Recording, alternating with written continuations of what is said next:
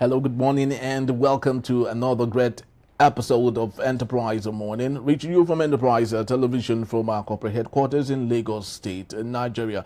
I am Henry Igwebike, and today we would be starting from our newspapers, and from there we move on to our main conversation for today. Do well to be part of what we do, have a say in what we say. You can find us, reach us at enterprisetvnews.com. You may equally like, comment, and follow us on all our social media platforms at Enterprise TV7. Very so honored to have with me, joining me via Zoom from Lagos State, Nigeria, is Innocent Adoluba, journalist, public affairs analyst, to see through what we have and possibly have a say in our main conversation for today. Good morning to you, Innocent, and welcome. Good morning, Harry. Thank you so very much for your time, as always. Innocent, I'd love us to start with the Punch newspaper today, and we have the big story. Petrol battlefield, Dangote importers locked in brutal price war. And we have Dangote sparks 102 billion naira monthly loss for importers as refinery enforces 699 liters, 699 naira per liter in fuel, that is the PMS, and marketers fume depot review prices. Innocent, what's your take on this? Do you think Dangote can win the war against the cabal? But the truth of the matter is, why is it that whenever Dangote has issues that he cannot fight, he would love to direct it to the public, but when it comes to issues he can take care of, he knows how to, push us under the bus? But I'd love you to speak to the issue between him and the cabals on pump price issue. Okay, thank you, Henry. Hope you can hear me over there. Yeah, I can hear you very well. Let's say that for the masses and the current economics we find ourselves, it's very commendable, the move by Dangote. I was personally at the refinery like almost 5 weeks ago when there was that talk show about the prices of gas. And what I saw firsthand was people opposing Dangote's price reduction. Capitalism is a free market space, and so I think if he can do this, it will be good for the masses. I am not impressed, Henry, because the last time price of fuel jacked up, I'm talking about when President Tinubu came in and announced that infamous removal of subsidy. Fuel was around 190 something, if you remember, 196, I think. So even at 699, I'm happy. I'm not impressed.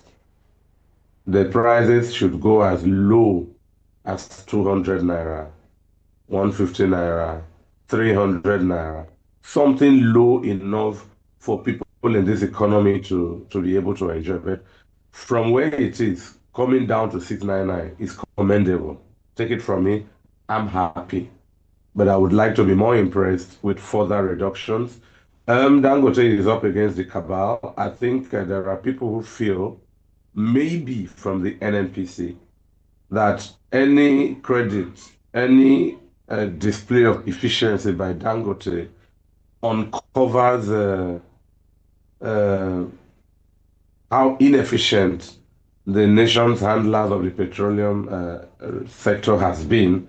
So the more embraced Dangote is, the worse they are perceived. And then again, it also speaks to, well, it's capitalism, but I hope it's not greed. Marketers are not producers.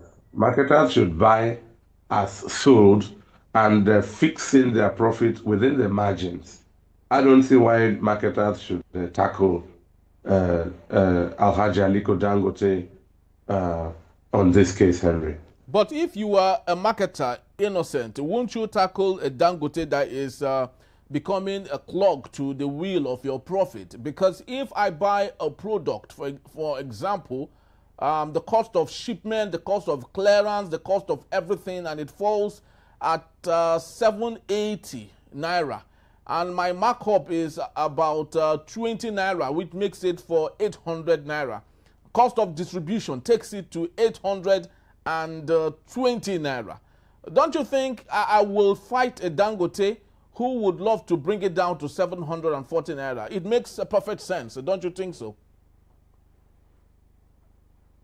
It makes perfect sense from your explanation, but it makes imperfect sense from the point of analysis. You have described a system. The marketers are in the system. Dangote is in the system. Then, if Dangote is reducing prices and along these chains in the system, along the, it's like the wheel of commerce going around. When you mention markup, when you mention, let's say, customs or whoever are the regulators on the road, it behooves them to equally reduce what they charge. I don't know if you are following. So all the charge and profit shouldn't just be on an angle of a straight line of 180 degrees between Dangote and marketers. Those on the road, what are they charging for? So the focus is poverty alleviation. Let me use that word. Is to grow affordability. Is to give a long and enabling hand to people who before maybe take it at 1,000 naira, at 800 plus, at 900 plus, you could get 1 liter. So at 699, which is averagely 700, you can get 1 point something liter if you get. And again, the Standards Organization of Nigeria need to wake up. Nigerians no longer go to the fuel station and say, give me 5 liter, give me 10 liter. They ask, give me 30,000, give me 15,000, give me 50,000. And if you take a liter, a standard liter to the filling station, anywhere in Nigeria, and they give me 1 liter, it's short of that universal standard literage measure. If the fuel are at this high costs, isn't this the time for did the global space invent liter and Nigeria also invent liter measurement differently? Henry, So you take a small keg, the one that is white, that is 5 liter. If you go there and say, any filling station, give me 5 liter, you will still need a quarter to get. So where is our liter measurement invented from? Where? So the marketers shouldn't fight or tackle Dangote.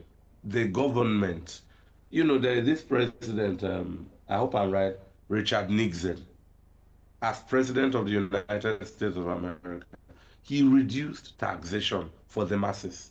Where Dangote is reducing, we can see why the marketers are agitated.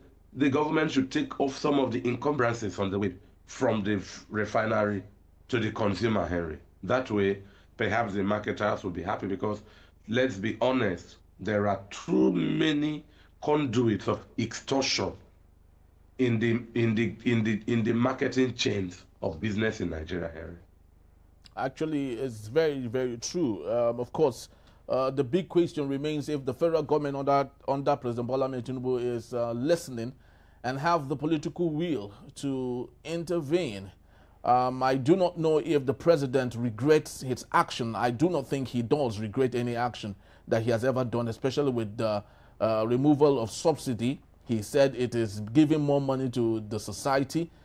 Unfortunately, he's giving it to governors who do not replicate on the lives of Nigerians, and little wonder Nigerians are even agitated on the price of PMS and its effect on their lives. But let's get to other matters, Innocent Aduluba, and this on our late past President Muhammad Buhari, where we have it that Buhari believed Aso Rock gossip that Aisha Buhari, planned to kill him.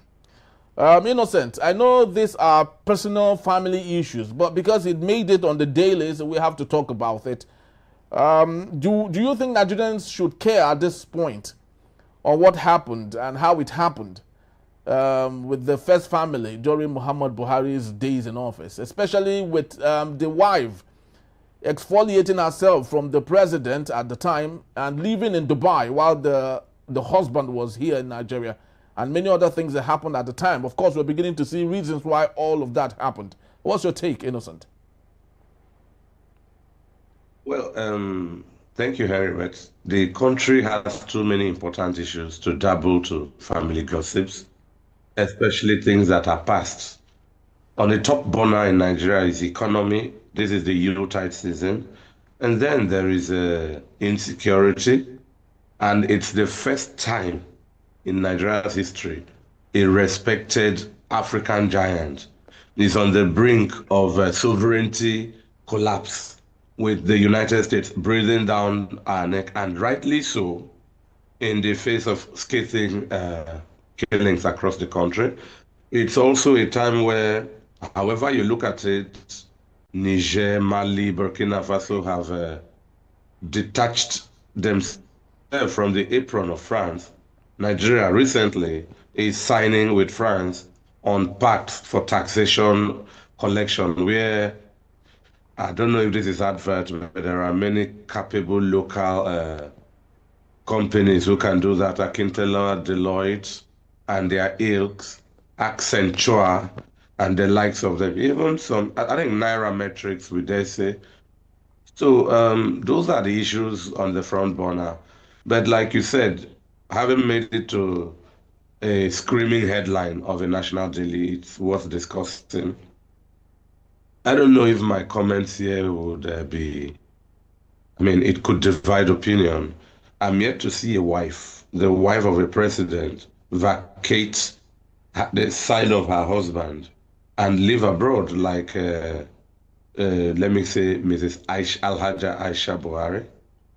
And then it's to her credit also that she had mentioned to Nigerians that that man in Aso Rock is not her husband. I hope you remember she had mentioned that before.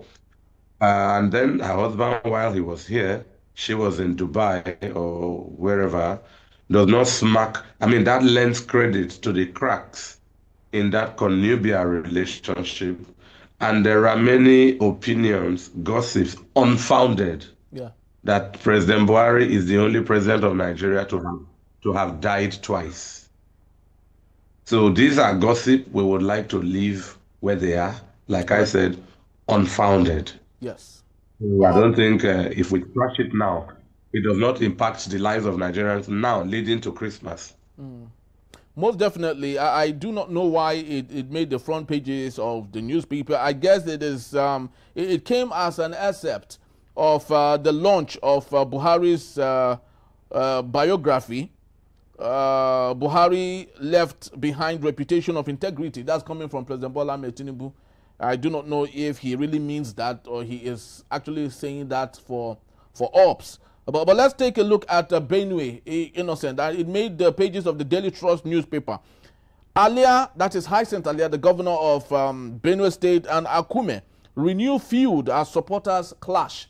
What's your take on this, Innocent, knowing that these two honorables are not even considering the average Benue State man and asking themselves, how can they renew the hope of these people, especially coming from that of the Reverend Father Governor, whose mandate from the beginning is service to God and service to man. But right now it is more like service to APC and service to the president and service to himself rather than service to the people he has been given the opportunity to serve. What was your take on this latest feud between Akume and Hyacinth Alia? Well, opinions are divided. It depends on whose side you are. But transparently, it's a tussle. And that's the essence of politics. I think, you know, several literature have defined politics as the fight for who gets what, when, and how. But I like Harold Laswell. He tells us politics is the shaping and sharing of power. As it were, the constitutional person to do that in Benue is the Reverend Governor, Hyacinth Alia. But politically, the Secretary to the Government of the Federation, SGF, distinguished Senator George Akume, former governor since 1999, I would say he's also fighting for his political relevance. In many circles, people hail Senator George Akume as the Tinubu of the North Central. Since 1998, his political flame has not been fanned out, has not been extinguished. He is instrumental in the installation of successive governors. So he is seen to sit atop a dynasty since 1999, then Gabriel Suswam, then Samuel Ortom, and then the Reverend Governor Hyacinth Alia. As it is said worldwide, when two elephants fight, it's the grass that suffers. Lots of people can quickly point at the scenario between, I believe that man was a political matter, Governor Akim Omiyambode, and his estranged political godfathers. That may be playing out in Benue. I would say, Henry, the governorship of Hyacinth Alia can be hailed for infrastructure revolution in Benue as we speak, irrespective of some of the drawbacks with respect to his comments on the Christian genocide, where I would say he faltered. But for infrastructure, he has it going well. And to that extent, I would advise distinguished Senator George Akume to downplay the feud. He has the upper hand. He's an Abuja character. He's a kingmaker. SGF to the federal government, So, but Benue is an old state, Henry, created in 1976. Baby states, what I can call baby states, have overtaken Benue long ago. States with less IGR, state federal allocation. Benue is a state of one town and many villages. And that town is Makurdi. Whatever you say, Boko, Otupo, Katsina Ala, and the likes are all urban villages, lacking roads, epileptic electricity supply, getting water from wells. There can be sprinkles of tap, all right, but if you come to states that are the age of Benue, let me come to like Ogun State. Ogun State, almost everywhere you turn is urbanized. It is not without challenges infrastructure, if you get me. But if you look beyond Abeokuta, the state capital, Ota is currently Nigeria's largest industrial hub. Sango Ota. The same, we can speak for Ijebu-Ode, for Shagam, for Ewekoro and other places. Not so for Benue. Once you leave Makurdi, anywhere else you go is a large village. Whoever wants to take me up on it should come and argue. Benue is the headquarters of some of the poorest roads in Nigeria. This government of Reverend Hyacinth Alia has been tackling some of these challenges incrementally, I can say so. I am not pleased with his comments about the Christian genocide, but I must give him credit where he is performing. So, whatever distinguished Senator George Akume will do with this governor will be a distraction, Harry, if you see the analysis I'm giving you. Masses, of course, again, parallel-wise, vertically to the APC hierarchy, horizontally to the Benue people. I don't see, and if it's to the APC hierarchy, I would say that's where distinguished Senator George Akume falls in. But where the interest is to be taken and personalized, Benue, the masses will be the worst for it, Henry. Very well said, Innocent. We will leave it at that. It's actually very so interesting that you have, of course, enumerated some awesome things happening in Benue State, especially with infrastructural development in the state.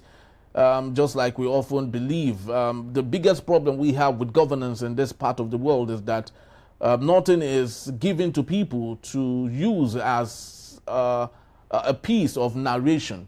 if not that you said that the Reverend governor is doing something, Nigerians would not have known that lots of things are going on there. But the bad side of what he often says is his rhetorics, what people take home and they ride with, unfortunately. But we will have to leave it at this point. We have other interesting stories. EFCC going against opposition in Ngige, and EFCC having a problem and a fight. Ngige said his passport, his international passport, was lost and gone in London, and he cannot find it. EFCC is saying it's a lie. He should provide his passport so that he wouldn't have opportunity of traveling. The opposition are saying the EFCC are going after them. The EFCC are saying that the opposition are looking for immunity. Who do we believe at this point? It's a fight between the opposition and the EFCC.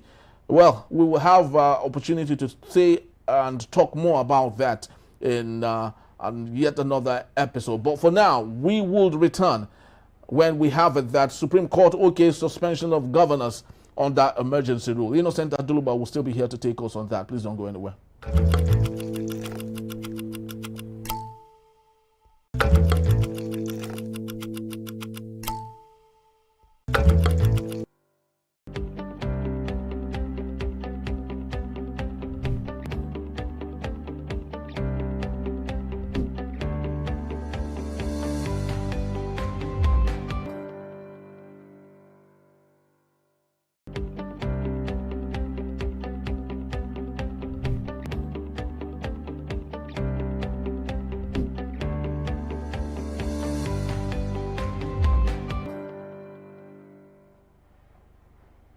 Thank you so very much for being back. And if you just joined us, this is Enterprise Morning, reaching you from Enterprise Television.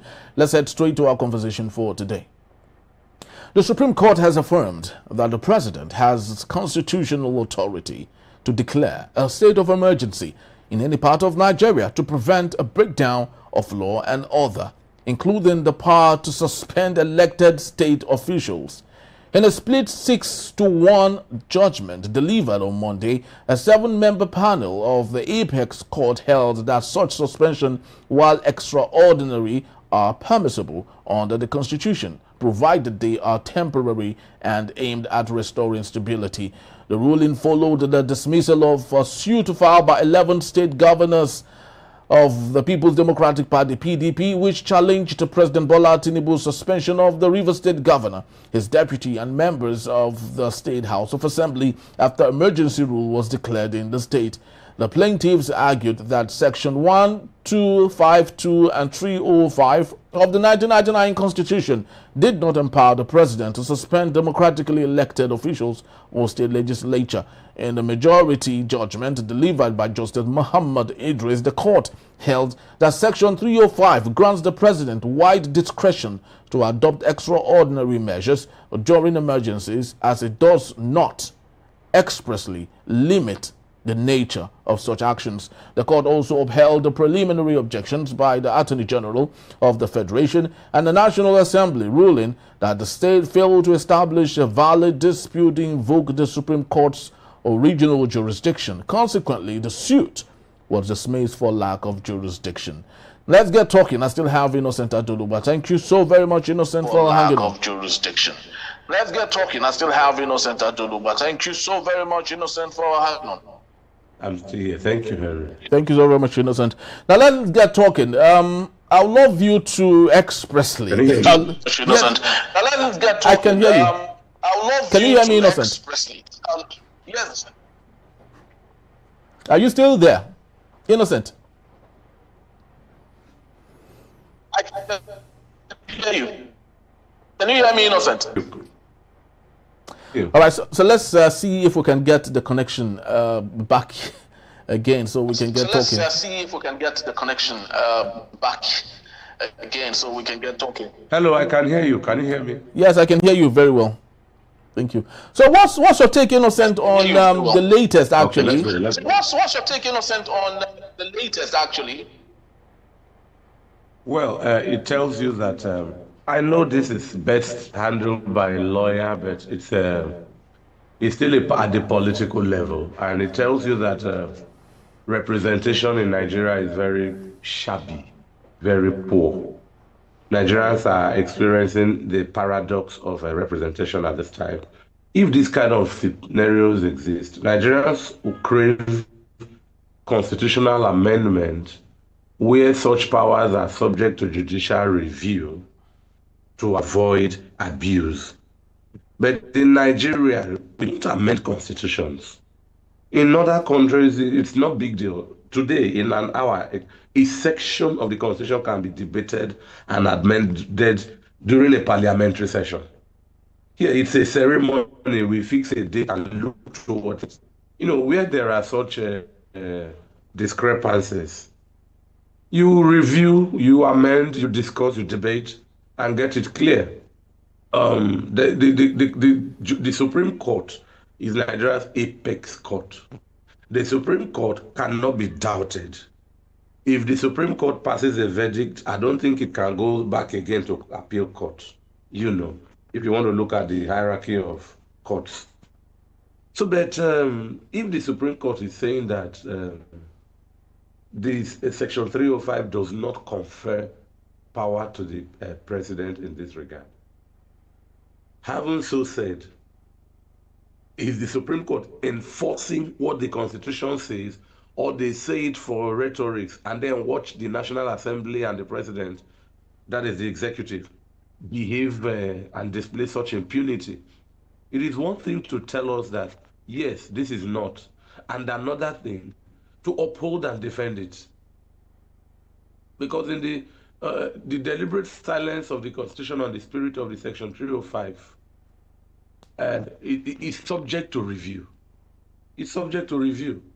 And so I'm sure this is on the back of the incident with Governor Fubara Simnalayi, who has since returned from a 6-month after March 18th and has pitched camp with the APC, making a mockery even of the entire argument of the validity of the presidential powers or not, Harry. It's actually very sad, Innocent, that we are having to discuss this at this point. We ask ourselves, because most of the time we ask ourselves, is this democracy that we are practicing? Because you did mention cases of abuse. A lot of people have said, pundits have equally said that we know the president that we have is someone that does not listen to voice of reasoning to some extent, and therefore the possibility of abuse on this is obtainable. But what do you think is our worst case scenario with President Bola Tinubu, given this latitude and opportunity to use it as he will? Okay, from my background,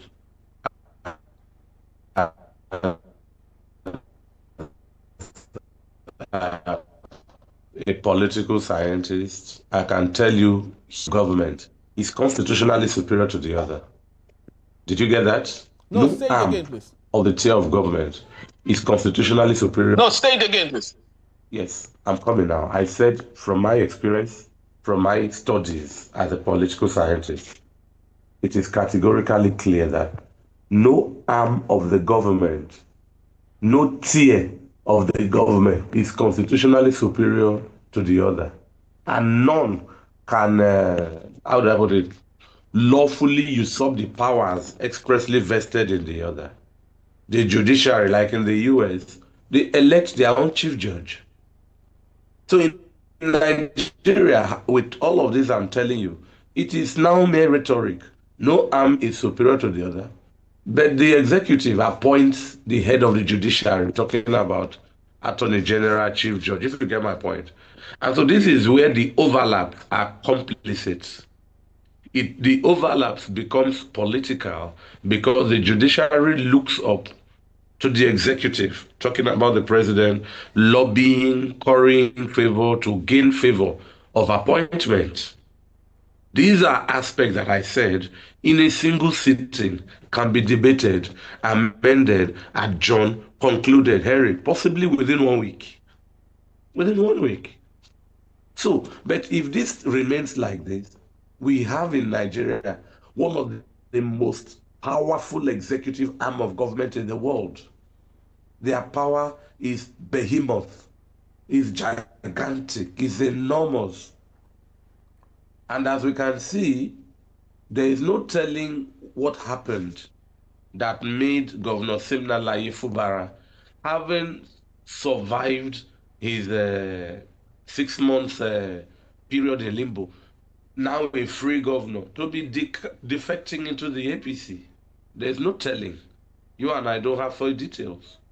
So, but with the enormous powers vested in the executive and the president, my brother, we can't tell the level of inducement, the level of stepping on the neck like George Floyd, the level of pressure. You know, if you studied a political power, it exists as force, as manipulation, as domination. So we don't know which form of power is in play that a comfortable governor will be defect into another party. You can see the case of Adeleke in Osun State.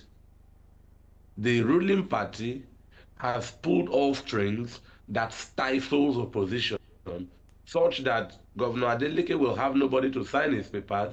He goes to Accord Party. We cannot tell for sure the forces that chased him to the Accord Party and have forced him now into a cul-de-sac. He cannot make progress. I don't know if he can reverse himself either. So these powers also have empowered lots of governors to throw away accountability out of the window in the afternoon. If you are not doing well and you are not sure your constituents or state people can vote for you, you are on the brink of a changing party into the APC, and when you are there, you have aligned yourself with the ruling party. They also possess the highest war chest, political war chest, and rigging capacity.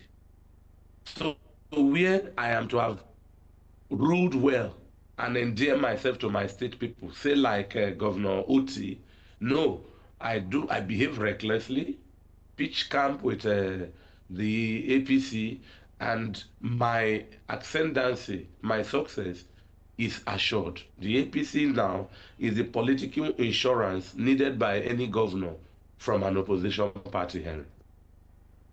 Very despicable, innocent that was saying this actually. Innocent that was saying this actually. It's looking like this is 1945. This is not 2025 at this point. Not 2025 but my big question is, why did it take the Supreme Court so much time to decide? Did they do all of this decision while Siminalayi Fubara was still with the suspension? He didn't do. They didn't decide on this. They had to do it when Fubara had returned back, had moved to the APC. He's singing on your mandate we shall stand, and there's no other person better than Asiwaju Bola Tinubu. And this is the time the Supreme Court decides is the best time for them to let Nigerians know what their decisions are several months after it was brought to their ears and their eyes. It was brought to their ears and their eyes. What's your take? Well, Henry, it's political. That's the summary. It's politics at play. The Supreme Court, you know, like I explained to you, have appointees by the executive. So this I think it's like they are bringing us good news, but they came by night bus. Those that took morning bus have delivered their own good news. The news they are giving us is instrumental, is good in the arena of political socialization, but is belated and almost useless. So if they tell us this is what it is, it should be backed by enforcement. It's the same way the governor tells you snake swallowed trillions of dollars, and we all go to sleep. Nobody is held accountable, nothing changes. So, and this is why globally you hear talk is cheap. What they are doing is talk. There are a few dissenting voices among the Supreme Court who don't agree with some of the political gerrymandering propaganda ongoing. But by unanimity rule, if it is 6-1, 5-1, the one does not count anymore. So Henry, It's what it is in the country at this time. Nigerians, if you ask me, would like to see a situation we have, where, of course, to do lots of talking in the future. Lots of talking in the future. Analysis will be done on this, and of course, Innocent, I hope you'll be around to help us reflection some of them as it comes to us. Thank you so very much, Innocent, for being here. We truly do appreciate you. Thank you so very much, Innocent, for being here. We truly do appreciate you as always. My pleasure to me. Beautiful. All right, that's just about the time we have for today. I love to believe you enjoyed our conversation. Please do well to visit us. You can find us at enterprisetvnews.com. You may equally like, comment, and follow us on all our social media platforms at Enterprise TV7. Have yourself a splendid day. I am Henry Gubik. Have yourself a splendid day. Bye-bye from us.